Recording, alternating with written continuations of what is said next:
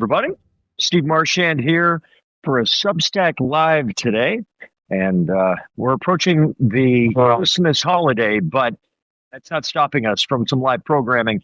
And I'm really excited because today, and I don't think our guest knows this, but today, not unlike the Saturday Night Live Five Timers Club, Christian Urrutia is our first multiple time guest on the podcast, which I don't have a leisure jacket to give yet for this, but nonetheless, very excited because we got some real meat on the bone to talk about today in a congressional race that I think people are excited to get in on here.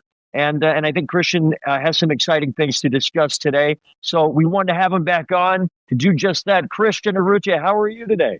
I'm doing well. And look, what a better Christmas. There's no better Christmas present.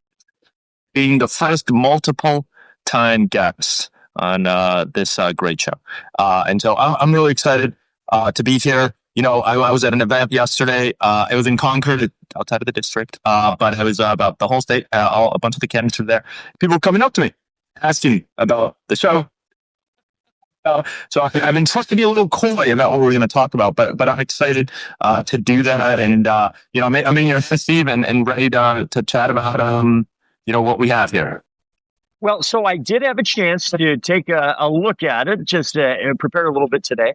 You described the plan, and I'll let you kind of give an overview as a fair shake role. And as I was promoting your appearance, one of the things that it was clear 6 months ago, it is more clear now, is a majority of Americans are anxious about the future of their economic well-being.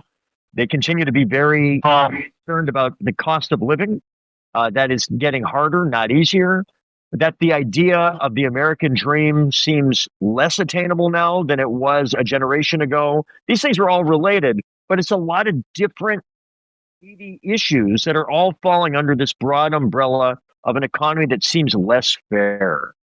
So, I mean, I'm looking at your plan. It certainly seems like you're trying to hit a lot of different issues in this big meeting.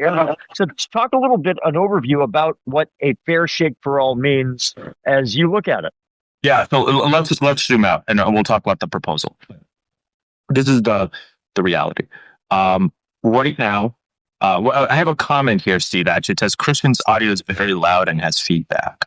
Yes, I just saw that as well. So let's see. You are watching not just the on-air talent. You're also currently watching the behind-the-scenes talent. Talent is doing a lot of work in that sentence. And so maybe you could turn down the volume a little bit. And down my volume and see if hopefully that it's worked for some guests. Is if you do have headphones, earpods, something like that, that may help. But let's see if this improves things a little bit in the meantime. Okay, let's see if that does. Okay, so look, let me start off, Steve, with I think we got to acknowledge the state of the U.S. economy and the state of government right now. To me, when I look at this, there's so many people, and I've heard these stories time and time again, and the statistics bear down. People are doing everything right, and they can't get ahead. And we have some real systematic failures in how the U.S. economy is operating and who it's working for. And one of the things that I faulted the Democratic Party is, and look, I'm a lifelong Democrat, okay? We have to be able to have these hard conversations within the Democratic Party. One of the things I faulted is I think we've strayed away from laying out a comprehensive vision and then fighting for it for people that are doing everything right and just simply can't get ahead. The purpose of this plan is to lay out exactly how we should do that. And when I look at the main drivers of economic stress in this country, it comes back to this basic principle. If you work hard, you should be okay. And that covenant, that compact has been broken. A fair shake for all is that blueprint of, well, how do we get back to that? How do we actually tackle this in a way that's fair and that's fundamentally going to make the middle class in this country stronger and the country as a whole stronger? So, okay, what are the central pillars of this plan? One, it's healthcare. Healthcare, and we're seeing this now even more with the Affordable Care Act subsidies, the expiration of those subsidies, which is very likely going to happen at the end of the year. People's premiums are going to go up 2x, 3x, et cetera. we need to actually tackle that with not nibbling at the edges, not just trying to get back to that status quo from 6 months ago or whatever it was that was already broken. But we need a actual universal healthcare system, and we need to actually empower Medicare to allow for the negotiation of drug prices. That's incredibly important. That's a huge part of this story. Just going through an overview, and we should go deeper on all of these, Steve. But housing, right now we have a huge housing shortage in America. That is a huge, and there's a lot of different factors why. And this plan lays out a vision for tackling those different factors. But at the end of the day, we just need more supply. We need to build more homes, and specifically starter homes. That's what's a missing element of this equation. This lays out a vision for how do we actually start building 2 million homes a year in America. Right now we build about 1 million. And how do we build more starter homes? And we've done that. This is the thing. We've done it, and we did it in the 60s, we did it in the 70s, we did it in the early 2000s. We could certainly do it again, and we need to do it again. This lays out also childcare. Childcare is such a driver of economic stress for so many Americans that are doing everything right now. And we need a universal childcare system. And finally, wages and costs. The reality is wages haven't kept up with costs. They haven't kept up with inflation. And the data is just stark and clear on that. How do we tackle that? And then amongst all of this, Steve, it's about broken Washington. Washington has stopped fighting for folks the way it should. And we need to come to grips with that. It's not only about choosing the right people to go to Washington, but also curtailing some of the excesses of Washington. To me, I support term limits. I think we need term limits. People are in power for far too long, and too often, too many of our members of Congress are there for a really long time across the nation as a whole. And we need to stop Congress from trading on insider information and focusing on actually passing legislation that's going to help all of us, not just a select few. So happy to go into a lot more detail on these things, but that's an overview, Steve. Well, that's great. And so let's dig in different areas because each one of them are worthy of their own conversation, really. Let's start with healthcare, which I think is what you started with. It is also arguably the most topical right now, given what is about to happen to millions of Americans in a couple of weeks. They are in the midst of going through their annual plan decision making. They're seeing the cost increases that are going to occur. And obviously, it's been a big deal in Washington. And look, it's something that you have been pretty direct about for the last several weeks, including as it relates to this congressional primary. So here we are, and it looks like Congress is not going to be able to come to some kind of an agreement, at least in time, certainly to prevent January problems, even if they made a decision tomorrow. So talk a little bit more about there are clearly massive disagreements on the way we should move forward with healthcare. All of these plans will require some degree of buy-in by the other party in order to get to a finish line. So how do you talk about a Medicare for all program? And I know you've been there since day one. How do you talk about that in a way that can get beyond the Democratic base, which is, I think, firmly on your side on that, and take it further so that we can get a majority of Americans excited and bought in on the idea of a Medicare for all? Yeah. So, we're already there. When you talk about a majority of Americans, when you ask Americans and you go out and say, hey, do you think you should have a universal healthcare system? A majority of Americans, no question, it isn't at 51% either. Frankly, the vast majority of Americans say, yes, we do. We need it. When you even ask about a Medicare for all system, you see significant support, much more than a majority in the Democratic identifying voters, independent voters, and even a very sizable amount of Republican voters. This is the thing. One of the few things that I think unites all Americans is an understanding that we have a really broken healthcare system that is incredibly unfair. And I think anyone that's seen their family or themselves struggle with the cost of healthcare or have seen someone get really, really sick and seen the financial anxiety that comes with it. And the fact that you kind of have to become not only a patient, you have to kind of become a doctor yourself and also a litigator to litigate against these healthcare companies that are trying to reduce their own cost that they're going to bear for you to get better. Everyone understands this is a really broken system. And so, look, there's obviously the devil's always in the details. And I get that. I'm clear-eyed about this. But people are really, really hungry for something that's a lot better. And to me, a day one proposal, right? It's always going to be a continuum. You're not going to get everything you want on day one. That's just not realistic. But a day one proposal should be a public option for all Americans. But that's not going to go far enough, frankly. But that is a day one proposal. I would sign that on day one if it came up. And I would also push for Medicare for all at the same time. The Democratic Party lost a major opportunity back during the Obamacare debates when it came to the public option. And now, as a product of that, we find ourselves in this crisis right now, the unsustainability of our current healthcare system. And we have to acknowledge that and say, look, we need something really, really different. The house is on fire right now. We got to put out the fire as best as possible.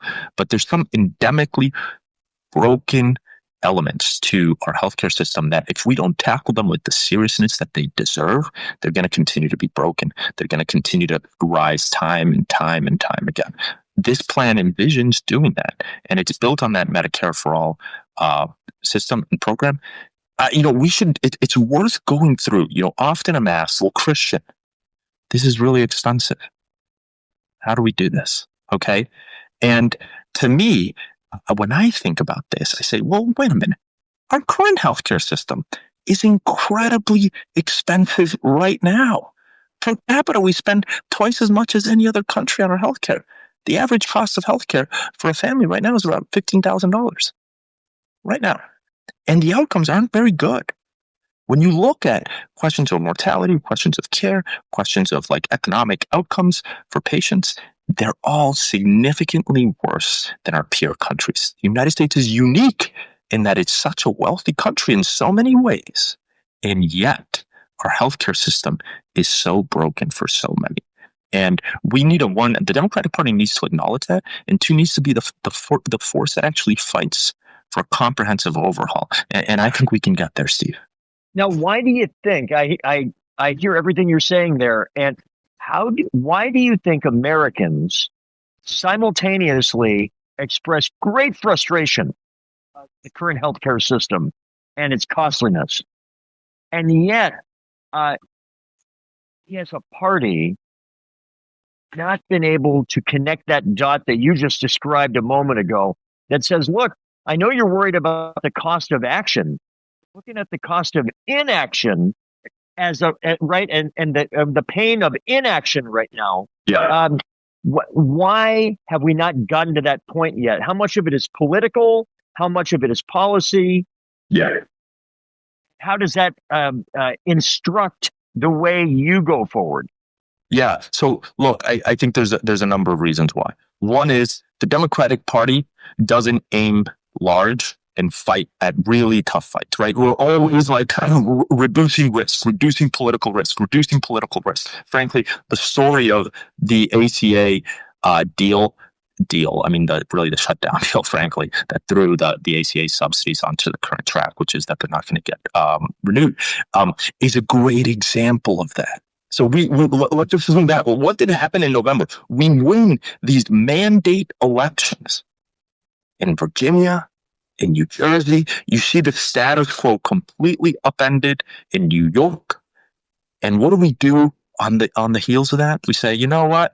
We're going to abandon this fight.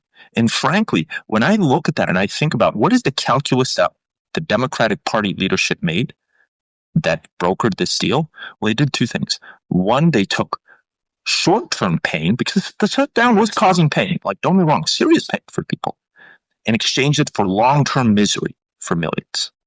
And that is the story so often in the Democratic Party, where we capitulate on fighting hard enough for things that I think so many Americans need. And we need to get away from that. We need to actually take bold stands and know that the road isn't going to be easy. There's going to be some costs that we're going to have to incur as a party in that fight. But in the long term, it's the right thing for Americans. And I go back, just to circle around, we go back to this notion of the public option.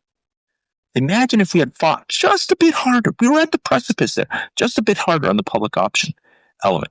And we were a bit tougher on parts of our caucus that were defaulting on it and weren't willing to support it. Joe Lieberman is one of those people, okay? Where would we be? We'd be in a much better place right now. And so I think that's a big part of this story, Steve, and it's what we need. And to do that, the question is, who are we electing? Are we electing people that have this vision, that have this fight, that have this willing to call out truths and to say, hey, this isn't working. We need something different. We need to aim big. Or do we kind of revert to the same old? We know what the same old is going to get us. And it's not going to be a very good outcome for us. So from here to, it's the second topic in your plan. You mentioned it already. Housing. In New Hampshire, housing has emerged as the number one issue. Yes. 12 months of polling from the University of New Hampshire Survey Center. Yeah. It's a dominant number one issue, and it's obviously directly related to the cost of living and the affordability. If you can't afford your dwelling, you're really up against it from the start. So, supply and demand, getting it right, I think you see this as more of a supply challenge, demand challenge, and a multifaceted way of attacking the supply problem. Is that a fair? That's right to an extent. Okay, so I think there are elements that it's both sides, but I think a big part of it is that supply element. But let's just take stock of where we stand. I think this is really important, right? Like, what are the conditions under which we find ourselves now that have led to this crisis? Well, you just look at the median price of homes in America right now. It's about $415,000. In New Hampshire, it's about $560,000 or so. And it's gone up an incredible amount. When you look at, I was born in 1984. I'll let you all do the math on how old I am. 1984, I was born, okay? And I picked this number for that reason. When I was born, the average income to the price of a house was 3.5x, which meant that, 3.5 years of earnings would pay for that house. Obviously, it's not that simple. You have a lot of expenses, taxes, etc. Now it's 6x, okay? And the reason is, right, there isn't a story of wages that haven't kept up with the cost of living. But a big part of this is the fact that we're not building enough homes. And when we're building homes, they're of the wrong type for so many Americans, okay? So this is now getting to that supply side of that equation. So when you look at it, in the 1970s or so, 34% or so of new builds were starter homes. What's the definition of a starter home? Essentially a home that's 14,000 square feet or less. The home that you buy when you're in your late 20s or your 30s and you're starting off a family. Maybe it's a 2-bedroom house. Maybe it's a 3-bedroom, right? If the bedrooms are relatively small. Well, that has now gone down to 7% of new builds. And there's a lot of reasons why. One is the cost of financing, frankly, which we need to tackle, right? Like, the builders have to finance the construction of homes as well. It's not just only the purchasers. Another part is the fact that, construction costs have gone up a lot. Well, who's making that a lot worse right now? Donald Trump, with the tariffs. Like, if you put, the tariffs on lumber, guess what's going to happen to the cost of building homes, which are largely in the United States built out of lumber? Well, they're going to go up significantly. And a big part of that, too, is ultimately the fact that we have incredibly costly regulatory systems that I think are largely outdated in terms of approving the construction of new builds. It adds a significant amount. And when you put all of these factors together, Steve, what's actually happening? Well, builders are saying we can't make money off these relatively smaller homes. We need to build a lot larger homes. Those homes are going to be out of affordability for so many Americans. I do want to acknowledge one thing, though, and this plan envisions doing exactly this. We got to get private equity out of home buying. Look, to me, this is a critical infrastructure Americans need. There's no reason why private equity should be buying single-family homes. It is common sense not to allow them to do that, because what they're doing is you're selling your house. That comes with all that stress and consternation that may come with it, right? And someone comes and says, hey, look, I'm going to waive the inspection. I'm going to close in 10 days. I'm going to pay you in cash, and I'm going to pay you 20% over your asking price. You're a seller. You're looking to move to that next place. You're going to have to find a place to live. What are you going to do? You're going to sell that house to that buyer. And then they're buying up neighborhoods, whole swaths of our housing market, and basically keeping them out of ultimately the reach of, everyday buyers. And so to me, it's at the demand side and the supply side, frankly. But we got to cut off that part of the demand side. I think it's incredibly unfair, and it's breaking the housing market.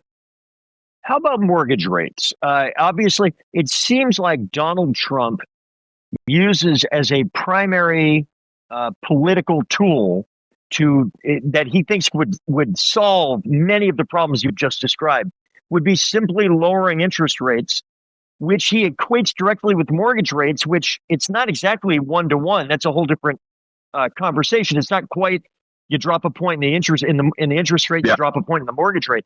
And then he's proposed this 50-year mortgage, which just adds a tremendous amount of interest. Yes. And makes it far less basically you're renting your house forever is what it comes out to. So he's trying all these things in lieu of actually trying to lower costs. But it is having the effect with this difference in the interest rates of having people who own their home, a lot of baby boomers, even older Gen X, they're ready to start downsizing. And unless they can pay cash for the new place, some can, right? We see a dramatic increase in cash purchases, some of it due to the private equity, some of it due to this dynamic. And it means that homes that should be getting dislodged into the market, that would be a better fit for a younger family, not getting dislodged because they're going to pay the same for a smaller house because the mortgage is going to be, mortgage rate's going to be higher on the new place. So what reasonably, and it's not a magic wand, the president can't do it, a member of Congress cannot do it. What can we do? What would be the right kind of fiscal policy that, at least in the medium term, would do something to get mortgage rates into a better place?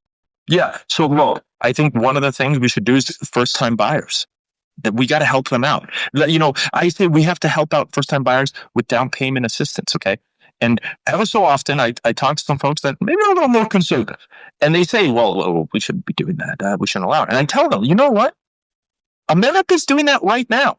50% of first-time buyers get down payment assistance from their parents. Okay. So the idea that this should depend upon, well, if my parents have enough capital to be able to give it to me, whether as a gift or as a loan, I can buy a home. That's not a very fair and equitable system, frankly. That's not a good system at all. But one of the things we need to do is help with that down payment assistance. To get to your mortgage rate part, mortgage rates are tricky because they go far too low. What's going to happen? You're going to actually overheat the market. You're going to actually have a rise in the price of homes because there's going to be a lot more demand. So there is a Goldilocks element of it. But the reality is what we've seen is this whipsaw from having rates that were in the 2%, all the way to rates in the 7%. It's led to this lock-in effect. And we need to thaw that. And that's really, really important. So yeah, I do think mortgage rates should come down. I think that's really important. But I think a big part of this story too is about, okay, how do we make sure that we get first-time home buyers a chance to get their foot in the door? And that is helping them out with that down payment that is sensible. That's a good investment. We should definitely do that. To answer your question on the 50-year mortgage, I think that, look, it's just not just because it's a Trump idea. I just think it's a bad idea. That doesn't make that much sense at all. What you're essentially doing is you're putting people in this state of effectively renting, i.e. by payment of interest rates. They're not really going to make that much equity, but then they carry this huge liability of the property themselves that they've purchased, that's secured by this debt. And I really worry about that. Great for Wall Street banks. Fantastic. What a great product. And who does Trump time and time again try to help out? Well, it's Wall Street, the billionaire and the richest in America. So I think we should be very, very skeptical of that. A 50-year mortgage to me just doesn't really make any sense.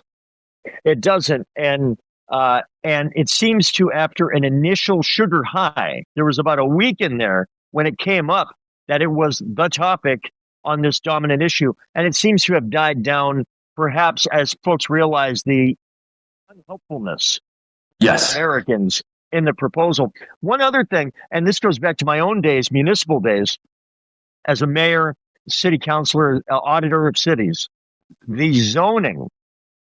Yes. The zoning issue. Yes. Zoning starter homes out, zoning children out of your town because we want to control the cost of K through 12 education. Zoning out of affordable housing. It's a very local issue generally. What can be done at the federal level to at least incentivize, if not dislodge, that situation? Yeah, look, I think there's got to be sensible carrots and sticks, incentives to fix zoning, to allow for more upzoning of certain areas, to allow for more builds, to reduce lot sizes, to require accessory dwelling units. I think that's all really, really sensible, and we should do. And the federal government should incentivize local municipalities with grants and with funding to take those steps. And it will need to be clear and measurable and definable. And that's really important. There needs to be a predictability to it. This is why this problem has some real complexity to it. And you put your thumb right where you should, frankly. It is local, state, federal. And then on top of it, the market as well. Right? All of these things have kind of become very broken and distorted. And but this gets to this point, and I think it's implicit in a fair shake for all.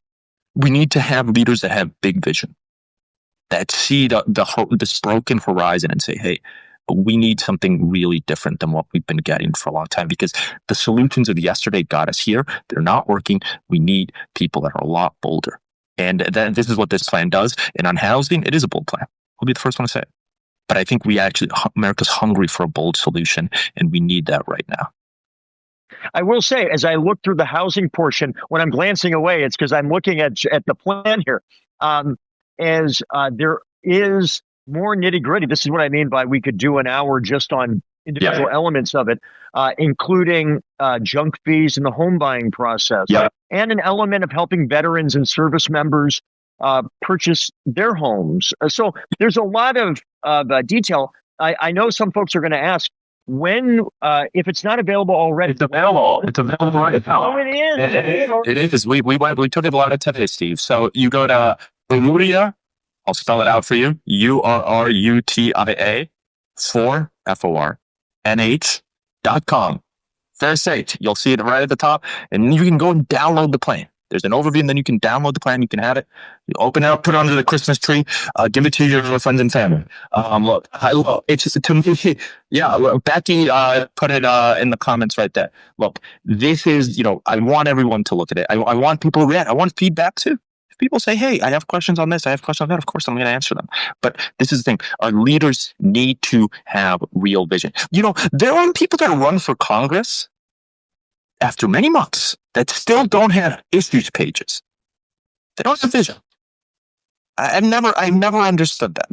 I was adamant when we set out to start my congressional campaign. One, we're definitely going to have an issues page. We're going to lay out, and I get it. Over time, you deepen it and you do more research, and that's all very sensible. But imagine if you were hiring someone for a job, Steve, and you're hiring them into a sales agent, let's say. You say, hey, look, our sales are a little low.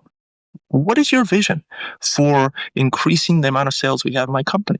And the person responds, let me tell you about growing up in blankety, blankety, blank. And they just talk about them growing up. And they talk about, let me tell you about my resume. I've done this, and I've done that, and I've done that. And it's like, great. Okay, how about you answer my question? How are you going to fix my problem?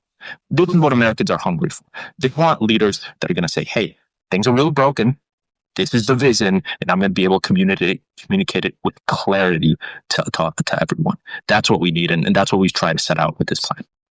Well, there you go. Okay, so we'll continue on. There are more elements here in the hour that we have, but Urrutia or FORNH.com, you'll be able to easily find a PDF version that you can download.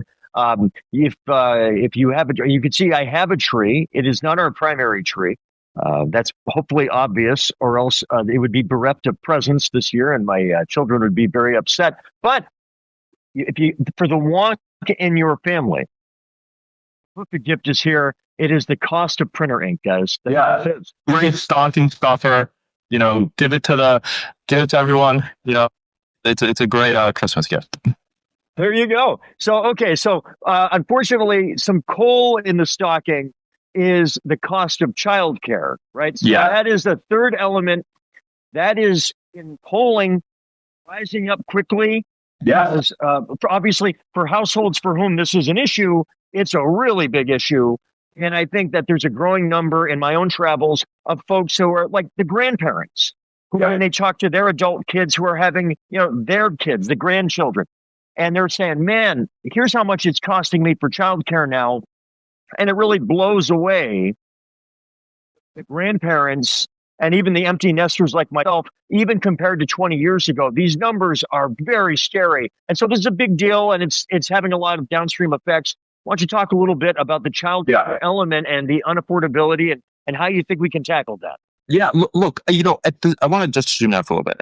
At the start of this plan, I lay out in about 2 pages or so, kind of a bit about my story and growing up. And in that, I talk about, implicitly about this question of childcare. And so, I grew up in a 2-parent household, and both my parents worked. My mom, a night shift nurse at Catholic Medical Center. My dad was commuting over to Boston. Really hard to make things kind of work. But you know what? We had the great benefit. Both my grandmothers lived with me. Now, they were a little packed in the house, a little crazy, candidly, but that's what made it work. But that's not realistically available for so many. And I think about my parents and knowing what they made and knowing the state of childcare right now. Would they have been able to pull this off in the current state right now? I think the answer is it's been really, really, really hard. And I think my outcomes would have been much worse, frankly. Okay? This is completely unfair to so many Americans. And to me, this is a classic failure of Washington. We've seen this crisis growing. This doesn't happen overnight. We've seen this crisis growing. What we need is the federal government needs to see this. Like, the Republicans too often will play this line of like, oh, it's also expensive. No. This is an investment. It's an investment in our future. The outcomes are better for kids that go to childcare. It is better for families that can have 2 people working. It's better for the economy as a whole, and it is an investment. So we need the federal government to actually invest in more center-based care to make it more available. I live up in Moultonborough, right? Up in kind of, I want to call it the North Country. If I say that, people in the North Country tell me not so fast. So certainly the Lakes region, okay? But the North part of the lake. And there are, candidly, childcare desert. Even if you want childcare, it's extremely hard to get, right? It's not only about it. So we actually need to be investing federal dollars into local communities to build out center-based care. And that will help, against supply and demand. Increase the supply will help reduce costs.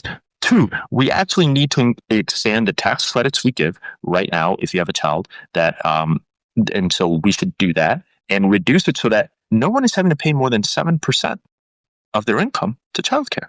That's incredible. Right now, that formula is completely off. Right now, people are spending basically what it costs to go to college on childcare. And they're getting essentially priced out of the market by this cost if they're a 2-parent household. That's incredibly hard.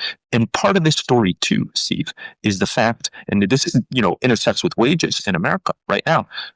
Ultimately, median childcare workers earn less than $14 an hour, which is far too low. It's not a living wage. And guess what's happening? People don't want to do that job.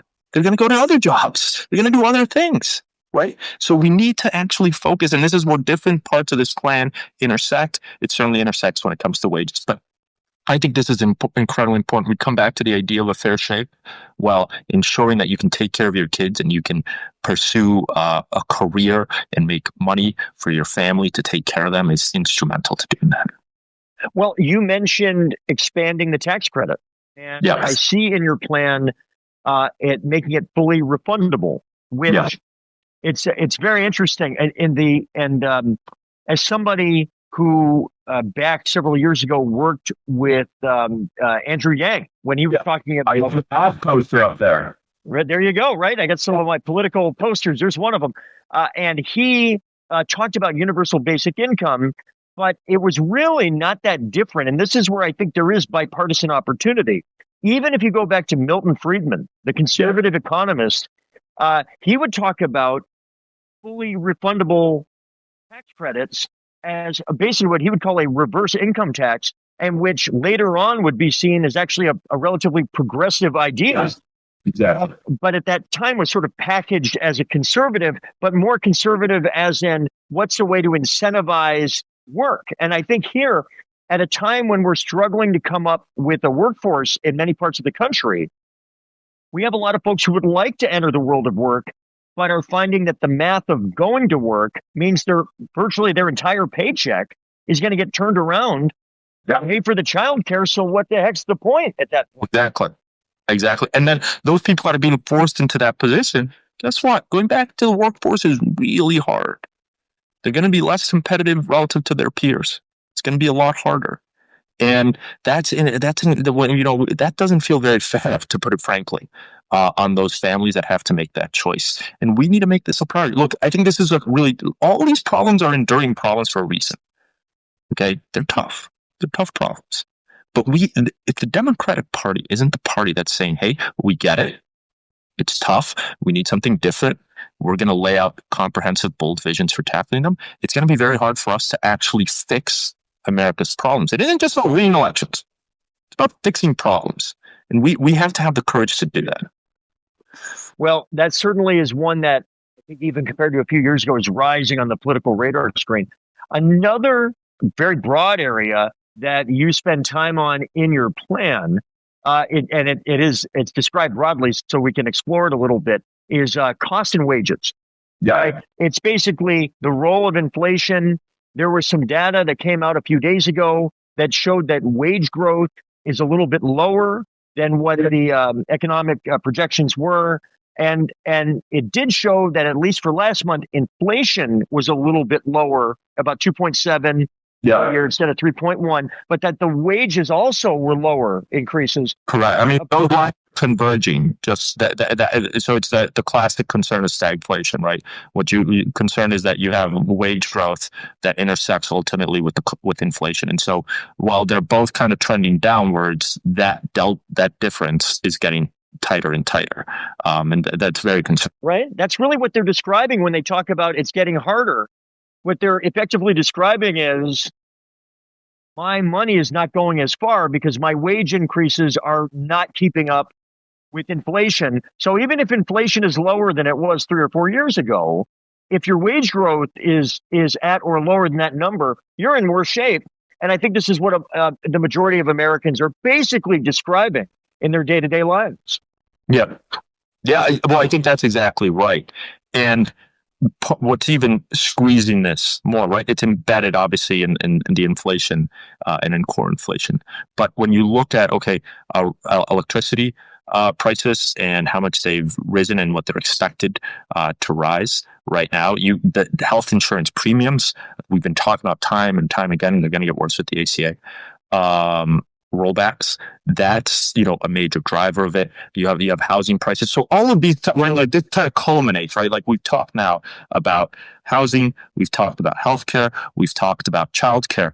All of these feed into this exact problem, which comes to wages and costs. And this government, the Trump administration, is making a lot of that, frankly, worse. And the tariffs are a big part of the story. I think last time I was here, I probably talked about this. My wife runs a business. And I talked about my wife's small business, right? And so it's a one-woman shop. And so she's from everything from the manager to the designer to the CEO. And she's worried every day about, what new tariff tantrum is going to be thrown? What am I going to have to do with this? You can't sensibly run a business like that. But it's also affecting those consumers at the end, because guess what? Big businesses are very sophisticated. They're certainly aware of this, and they're going to build in the cushions they need to be able to absorb some of those storms that may at some point lie ahead, depending upon what this administration does. So it's all really complex. It's all embedded. But I will say one thing. Part of this story, big part of this story, is about the minimum wage. And I keep on coming back to that again and again and again, because if that is, you talk about a failure of government. So just indulge me a little bit. I think you've probably heard this story before. My first job, working at Market Basket, a quarter of a century ago. Okay. I got paid $5.25 an hour. Felt like a lot of money to me back then. Okay. But that minimum wage has gone up $2 since then. 2009 is the last time we raised it. New Hampshire doesn't have a minimum wage. Or the federal minimum wage that's imposed upon New Hampshire. New Hampshire doesn't even have a minimum wage. It's one of the few states that doesn't. And to me, part of this story, a basic element is setting a ground floor to know that, hey, if you work full time, you're not going to be the working poor. You're not going to have to cobble together 2 or 3 jobs to try to just make ends meet. That to me, and look, I get it. People come back to me and say, well, Christian, very few people actually worked at the minimum wage. Not completely true, frankly, but putting that aside, the fact is you can't live on $8 or $9 or $10 or $11 or $12 an hour. And the list can go on and on. What we need is living wage, and it's very different, right? In New York, it's going to look really different than it's going to look in New Hampshire, and that's okay. We should have a living wage that has some dynamic element built into it. That's, I think, really important. That'd be a lot fairer for people and would help balance out what I think are some of these extremes of this labor market and this economy that are not allowing people that are, doing everything right. They're working full time. They're trying to live a good life, and that they just can't keep up with the cost of living. I think that all makes sense. You mentioned in your plan, there's a few different elements. One gets that small percentage of Americans. I saw a story, I think it was in the Atlantic. It was about a year ago. It keeps getting quoted, that describes the American economy. Yeah. Sort of three groups. There's about a 1%, and then there's about, I forget the exact number. There's about a 7 or 8% of folks that are in that upper middle class. They're comfortable. Things aren't getting a lot better for that. It's getting better. Yeah. The top 1%, but they are also the ones that disproportionately have some political power, and that in theory would be in the best position to influence the 1%, or at least the politicians. Yeah. But that generally are comfortable enough that they will kind of keep it real. And then it's the bottom 90 to 92% that are at various lengths falling behind, some by a little, some way behind. But that the vast majority of the country doing a little bit worse now than they were 5 to 10 years ago. So this 1% element, there's the corporations, what Bernie Sanders and AOC often call the oligarchy, right? Like that, Well, where do you see reform as it relates to this very small group of folks who have wildly disproportionate wealth? Yeah. And consequently power relative to even the 7% right below them. Yeah. So I think this is a great point. Let's zoom out and just look at where this country stands right now. If you take, I think it's like the 6 or 7 most wealthy people in America right now, and you amass all the many hundreds of billions of dollars that they have, you compare it against the bottom 50%. They have more money than them. It just doesn't make any sense at all. And our tax code is helping them do that. It is incentivizing them at an incredible and really tilting the scale. So Elon Musk, for example, pays a less effective tax rate than teachers.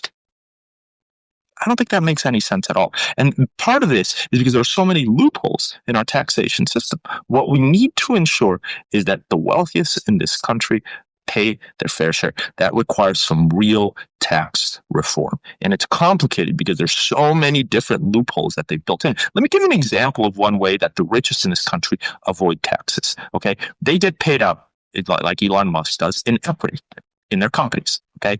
So they get these distributions of equity, and that does get taxed as income on the front end. But then they basically have these positions on an ongoing basis. If they sell 10 years later, they have to pay capital gains tax, all right? Long-term capital gains, 20%. Well, how do you avoid it? What you do is you take out debt secured by that equity, those shares. And what you do is debt isn't taxed. And so what you say is, hey, look, I will secure this loan with $100 million of equity, give me a $25 million loan, very safe for any institution that's going to be lending this money. And they give it at a very low interest rate, and they largely avoid taxation. And then they roll it into their estate and into very sophisticated vehicles for purposes of avoiding taxes on kind of the back end of their life.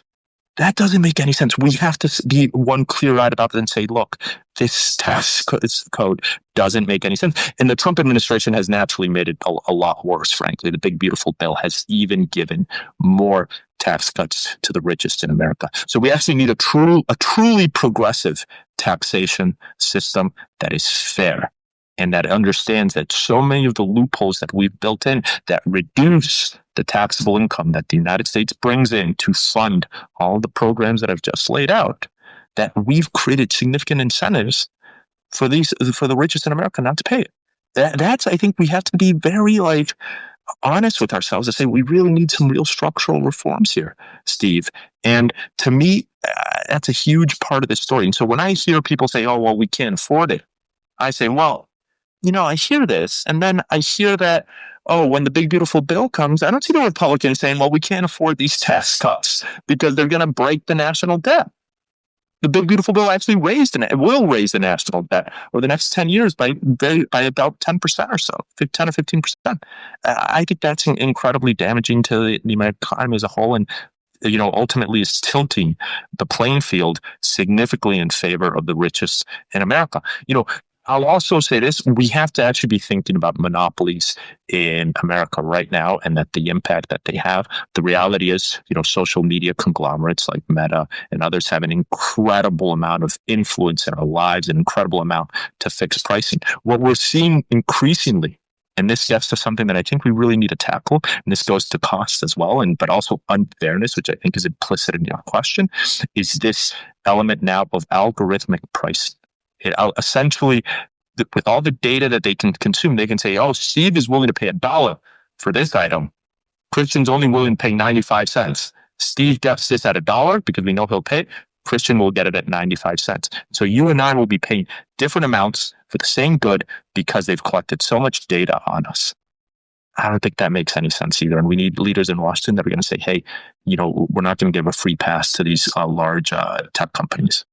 It's interesting because if you go back 10, 15 years, the old saying that if you use an app free, it means that you are the product. Yes. Right. So like Facebook, hey, it's free. There's no harm. But that's because Facebook is saying, I don't want your money. I'm going to make my money off of your information, as you've just described.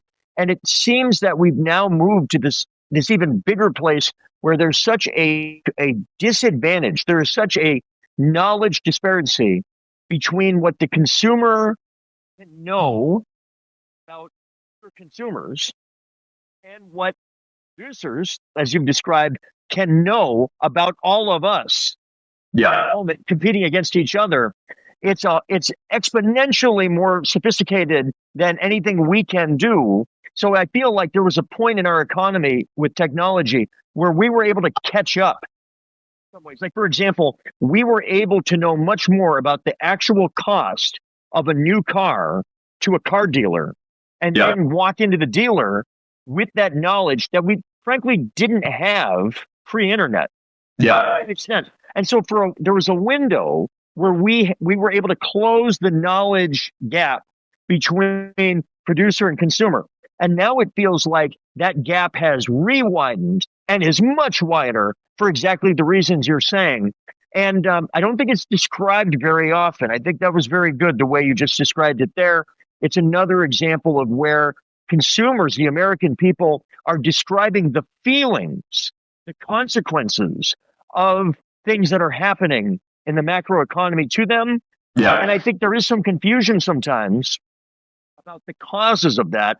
And this is where the two political parties set the narrative. The party that's better able to describe a narrative to the American people about why you feel so lousy in the economy is going to go a long way towards being successful in that economy. So I think that's an important part. I see in the time that we have left, one last element, you've alluded to this, is kind of the Washington element. Yes. The DC culture, and that's overlaying all of this in terms of our ability to solve problems. So why don't you talk about that for a second? Yeah, look, so I think DC's broken. And look, that's like an old trope. So many politicians say that. And then they go to kind of playing that game. And then when you ask them to actually like support reforms, they're nowhere to be seen. Okay. We need people that are actually going to be reformists that go to Washington. I spent, a bit over 2 years when I was in the Biden administration at the Pentagon, and so obviously in DC. Well, that's Tech in Virginia, but in DC. All this time that I was there, it became very clear how disconnected Washington felt from the realities that are affecting people every day. There's a few things that I think are very sensible solutions that we need to get to. So one is members of Congress shouldn't be allowed to become lobbyists after. You shouldn't be able to kind of play this game, become educated in how Washington works, make all these relationships, and then turn around and monetizing them, lobbying not for, regular folks. No, for the wealthiest special interests that are at the heart of so many of the problems we're having right now in our politics. We shouldn't allow that. And for people that are staff members, there should be significant cooling off periods. It shouldn't be you can just flip around and go off and do this, whether it be in 3 months, 6 months, a year. It has to be longer than that at the end of the day. 2, term limits. Too many members in both the House and in the Senate have been there for far too long. I don't think that makes any sense at all. And when I think of we often go back to the framers' intent, and I can't imagine that the framers envisioned a world in which you would have members of Congress that are there for decades. In fact, George Washington said, you know what? 8 years is pretty good for a president. Time to back away from that, okay? So we even know for a fact that really wasn't the vision that they had. But we have all these politicians that are there for 30, 40 years. I just don't think that makes any sense at all. I can tell you right now, if I go to Washington, I'm not going to be there for 30 or 40 years. I think everyone should be there for a relatively moderate amount of time, 8 years or so, and then move on in the House. And let someone else pass it on the torch to another generation. And that's part of the problem we're having right now, right? This new generation hasn't been able to step up to the plate because so many of the, avenues to getting into positions in elected office have been blocked for them by those Washington insiders. So I think that's a huge part of this story, Steve. And then finally, look, it doesn't make any sense to me that you can get members of Congress that go to Washington that they don't come from Goldman Sachs or Morgan Stanley or pick your top firm. And all of a sudden, they're the best stock traders in the world.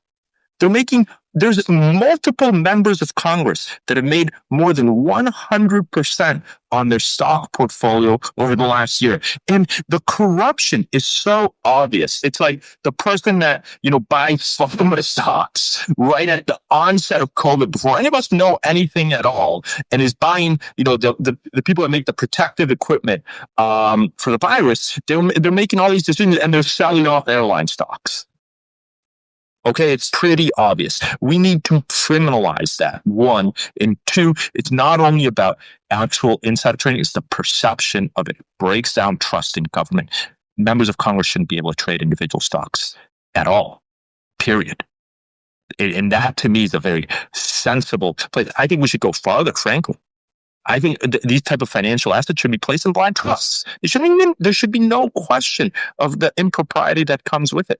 I think that would make a lot more sense. And we got to talk about corporate money in politics. We got that. Citizens United have made it a lot harder. This is a story about the Supreme Court, and we need to reform the Supreme Court as well. But we have to all be willing to say, we don't need corporate money in politics.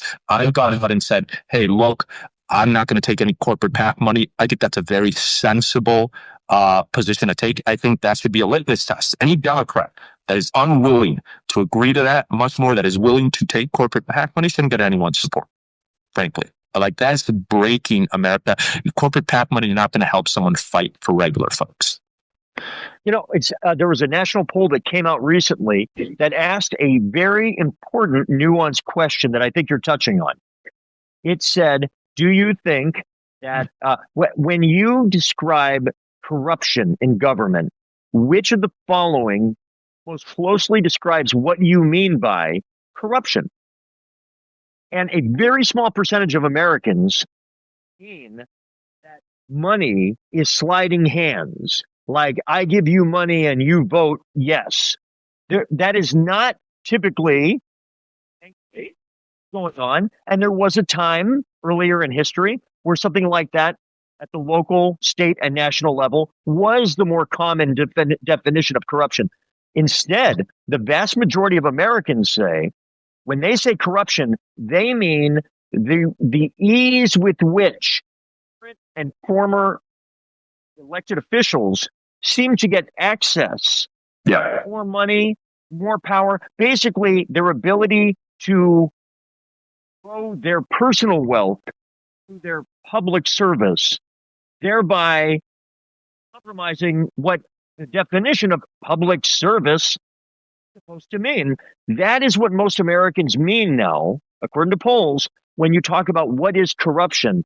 And so it is this sort of, you're increasing your largesse in your personal life because you're an elected official. A vast majority of Americans find that to be particularly distasteful right now. Yeah. And so I think some of what you're discussing probably rings that bell for a lot of voters. I think they're completely right. And look, there's this old adage, leaders should eat last. Washington kind of like has that completely flipped on its head. It is to them it's like, oh, these leaders, they eat first, they get the best meals, they get the easiest way, they get to you're paying for their salaries, which you are, right? They're there for the public good, and they're building up this roster and this incredible amount of connections and information and ability to then turn around and commercialize it. And commercialize it not for you, not for your benefit, but for the benefit of big pharma, for example, or for foreign countries, lobbying for foreign countries here in the United States. I don't think that makes any sense at all. And people should be outraged because it is outrageous, and it just tells a big part of the story why government's broken. Well, I think that is probably a pretty good place to end. I mean, I would encourage folks to take a look at this plan. It touches on a number of the most important issues that most of the folks in my own work and national polling shows are in the top 3, 4, 5 issues facing the state, facing the country. And I think will be at the center of what voters are going to be looking for when they go to the polls next September for your primary and next November for the general election. Just to remind folks, including folks that maybe hopped in partway through today, how can they learn more about you and learn more about this plan as well? Yeah, so a few things. One, I do some of the comments. People are asking if they can get a recording of this. Steve, you're the media, and I could tell them where to get more information about me. Yes. And so it's funny. Usually, and I'm not sure why, usually the chat function, I will be able to see all of it. For some reason today, it did not. So Christian has been your pilot, and so I will get it afterwards.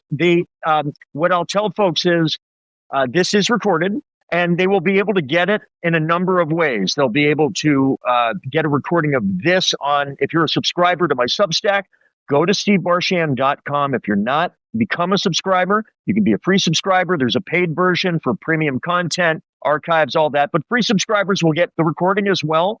We are have been one of the top 100 U.S. political fastest growing Substacks in America, thanks to this subscribers. And you'll get that way. That should be out later today. I'll have it up on my YouTube channel, edited simply for audio quality, bump music, and so forth. We don't edit the content itself. That'll be on my YouTube channel. Subscribe to that. You'll get all of that when it becomes available. And then finally, I turned this into a podcast, and the Steve Marchand podcast, and that has grown quite a bit as well. Really grateful for the listeners there. You'll be able to get that on Spotify or on Apple Podcasts, and that should be up by later this evening. So by later tonight, there's all kinds of ways you'll be able to get this recording. Please share it with your friends, because look, one thing that I feel very passionately about, and I've run for office, I've managed campaigns, I ran for governor, this is hard. Big respect for Christian and all those who run for major office. It's it's a tremendous amount of work, and it is getting harder in some ways to get mass coverage because some of the traditional media platforms have collapsed.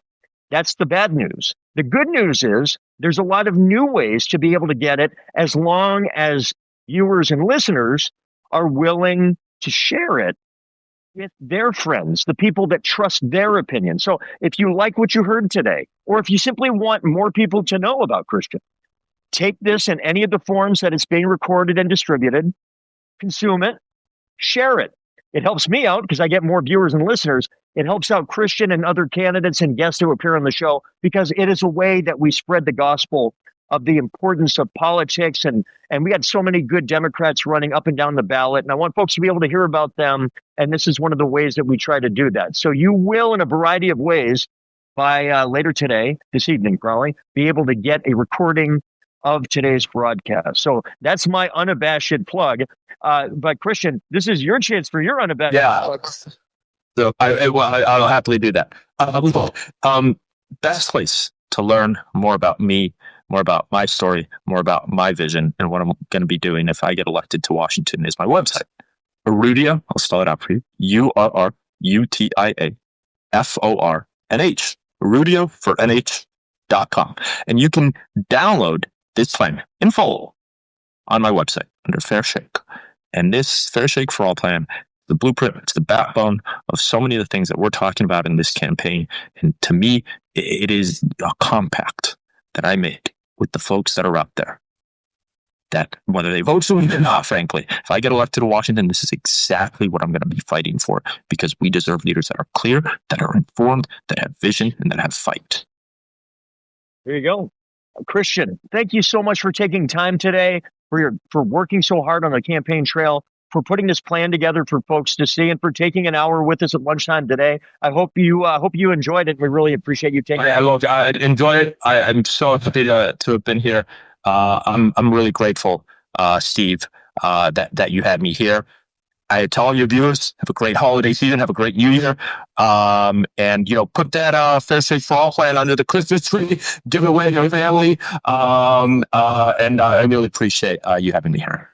Well, that sounds great. And for those that, if you don't listen or watch any of our episodes between now and Christmas, I hope you have a Merry Christmas, a Happy New Year. We will have new programming on. Tomorrow, I'll be recording a podcast that'll be up over the weekend with Democratic House Minority Leader Alexis Simpson. They're doing incredible work in the House, despite being in the minority. And the DLCC last week just announced that the State House and State Senate have both been elevated to battleground status that puts them in an elite group of chambers, down ballot chambers, that are seen as having the best chance of being flipped in 2026. I think they're right. I think we have an excellent chance of flipping the House and even the Senate in 2026. And Alexis and her leadership is a big part of the reason why. So I'm going to be very pleased to be recording that. It won't be live. We'll be recording it, and then I'll be putting it up as a podcast and on the YouTube channel sometime over the weekend. Merry Christmas. Happy New Year.